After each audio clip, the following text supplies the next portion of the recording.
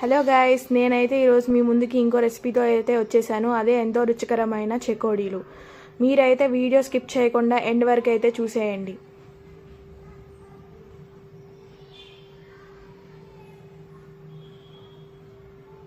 ముందుగా అయితే నేను ఒక గిన్నె తీసుకొని దాంట్లో 100 గ్రాముల పచ్చిశనగపప్పు అయితే వేసుకుంటున్నాను. అలాగే ఈ పచ్చిశనగపప్పుని 2 సార్లు అయితే మనం ఇలా నీటి కింద శుభ్రంగా అయితే కడుక్కుందాము. కడుక్కున్న తర్వాత నేను ఒక 30 నిమిషాలు అయితే ఇలా నానబెడుతున్నాను.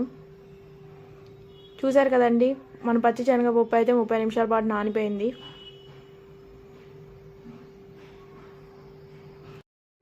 అలాగే నేను ఒక గిన్నె తీసుకొని ఒక కప్పు బియ్యం పిండి అయితే వేసుకుంటున్నాను.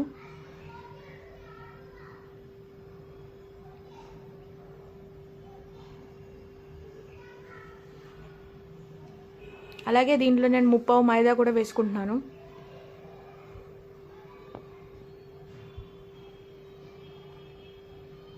ఇప్పుడైతే నేను 2 పిండిలు అయితే ఇలా కలుపుకుంటున్నాను.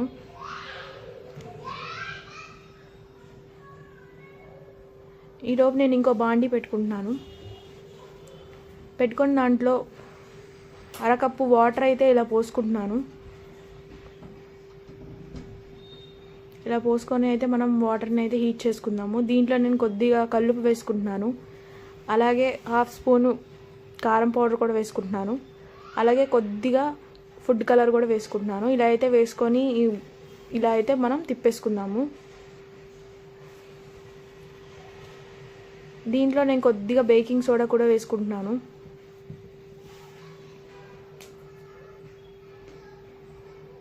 చూసారు కదండి, మనకి ఇలా అయితే బాయిల్ అవ్వాలి. ఇలా బాయిల్ అవుతున్నప్పుడు మనం ఏదైతే పిండిలో కలుపుకున్నామో అవి అయితే ఇలా వేసుకుంటా మెల్లగా అయితే ఇలా తిప్పేసుకుందాము.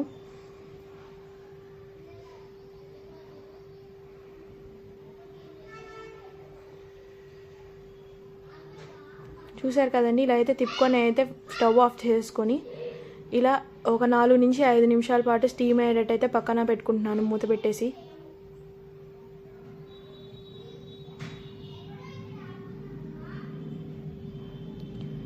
ఏదైతే మనకి నానబెట్టుకున్న శనగపప్పు ఉందో అదైతే ఇలా గిన్నెలోకి తీసుకుందాము. ఇదైతే మనకు 5 నుంచి 6 నిమిషాల పాటు ఇలా అయితే మనం మొత్తం ఎండబెట్టుకుందాము.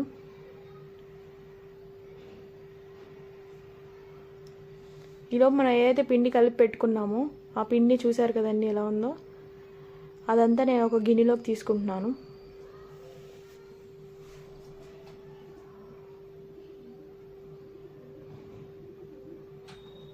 దీంట్లో నేను ఒక 4 స్పూన్ల ఆయిల్ అయితే వేసుకుంటున్నాను. ఇలా అయితే వేసుకొని మనం పిండిని మంచిగా మెత్తగా అయితే ఇలా చేసుకోవాలి. చూసారు కదండి, నేనైతే పిండి ముద్దలు ముద్దలుగా లేకుండా ఇలా నూనె వేసుకొని శుభ్రంగా ఇలా అయితే మెత్తగా చేస్తున్నాను.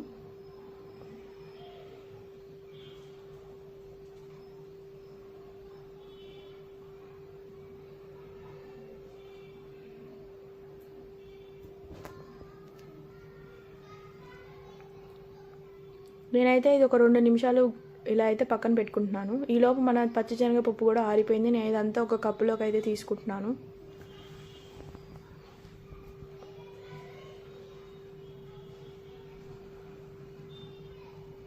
ఇప్పుడైతే నేను కొద్దిగా పిండి తీసుకొని ఇలా చూపించిన విధంగా ఇలా అయితే రోల్ అయితే చేసుకున్నాము.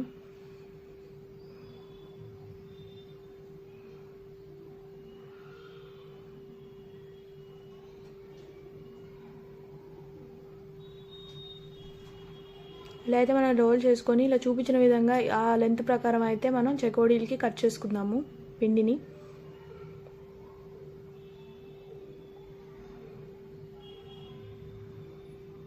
కట్ చేసుకొని మనం అయితే కొద్దిగా పచ్చిశనగపప్పు అయితే అలా చల్లుకుందాము.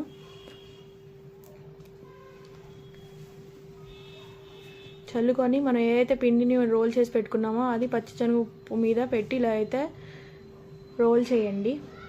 ఆ పప్పులన్నీ ఆ పిండికి అందేటట్టు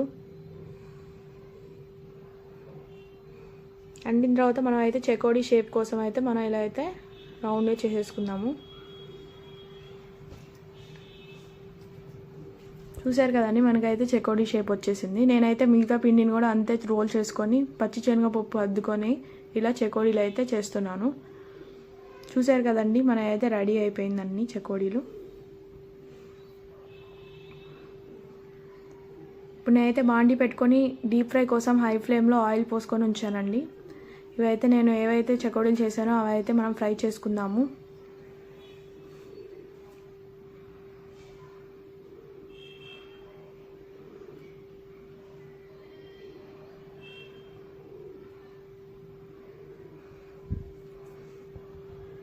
చూసారు కదండి, మన చెకోడీలు అయితే ఫ్రై అవుతున్నాయి.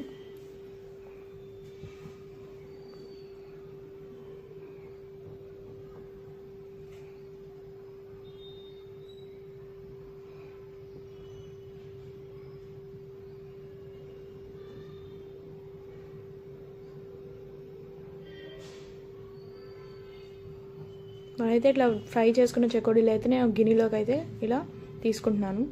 నేను మిగతా చెకోడీలు అన్నీ కూడా ఫ్రై చేసేసానండి. చూసారు కదా, మనకైతే క్రిస్పీగా ఉండే చెకోడీలు అయితే రెడీ అయిపోయాయి.